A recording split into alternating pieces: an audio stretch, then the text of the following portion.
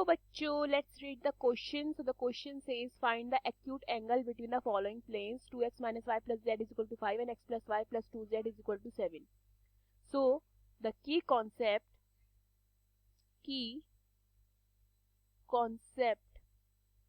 of this question is, देखिए अगर हमें एक्यूट एंगल फाइंड करना है बिटवीन द टू प्लेन्स तो वो कैसे करेंगे हम, cos theta is equal to mod of n1 vector dot n2 vector upon magnitude of n1 vector and magnitude of n2 vector.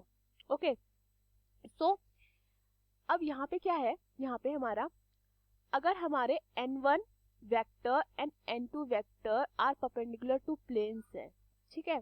देखो यहाँ पे क्या गिवन है, हमें इक्वेशन गिवन है प्लेन्स की, ठीक है. ये इक्वेशन गिवन है और हमें एक्यूट एंगल फाइंड करना है इसके बीच का.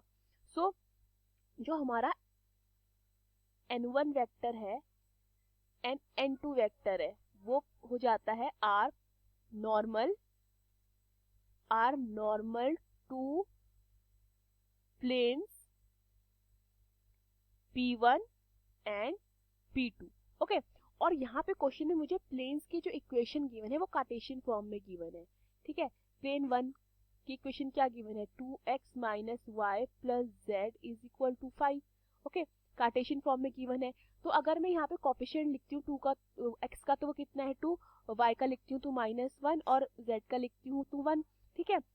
सो देयरफॉर यहाँ से मेरा n1 वेक्टर कितना हो जाता है, n1 वेक्टर हो जाता है 2i cap minus j cap plus k cap. Okay, and अगर मैं प्लेन 2 लिखती हूँ तो प्लेन 2 की इक्वेशन क्या है मेरे पास, x plus Y plus 2z is equal to 7. Okay, so अगर मैं कोफिशिएंट लिखती हूँ x का तो 1 हो जाएगा, y का लिखती हूँ तो 1 हो जाएगा, z का लिखती हूँ तो 2 हो जाएगा. तो देयरफॉर यहाँ से मेरा n2 वेक्टर कितना हो जाता है, n2 वेक्टर हो जाता है i cap plus j cap plus 2k cap. इतना क्लियर है. सो अगर मैं क्या करती हूँ यहाँ पे n1 vector dot n2 vector निकालती हूँ क्योंकि cos थीटा के फॉर्मूले में है ये, ठीक है. n1 vector dot n2 vector निकालती हूँ तो ये कितना हो जाएगा, ये मेरा हो जाएगा 2 multiply by 1 minus 1 multiply by 1 plus 1 multiply by 2, तो which is equal to 2 minus 1 plus 2. तो ये कितना हो जाता है, ये आ जाता है मेरा 3, ठीक है. एंड अब मैं मैग्नीट्यूड ऑफ n1 वेक्टर निकालती हूँ. मैग्नीट्यूड ऑफ n1 वेक्टर कितना हो जाएगा, ये हो जाएगा मेरा 2 का स्क्वायर प्लस माइनस 1 का स्क्वायर प्लस 1 का स्क्वायर. तो ये कितना हो जाता है, ये हो जाता है 4 plus 1 plus 1 which is equal to under root 6, ठीक है.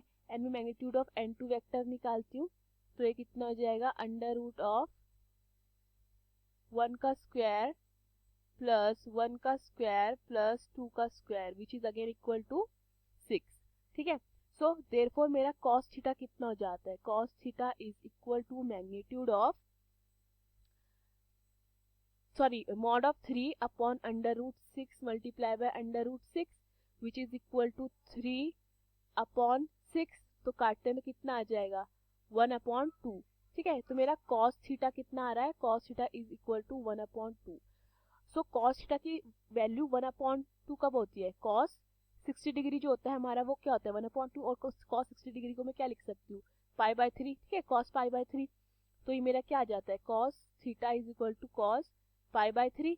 तो देयरफॉर यहाँ से मेरा थीटा कितना आ जाता है, theta is equal to pi by 3. Hope you understood the question. Thank you.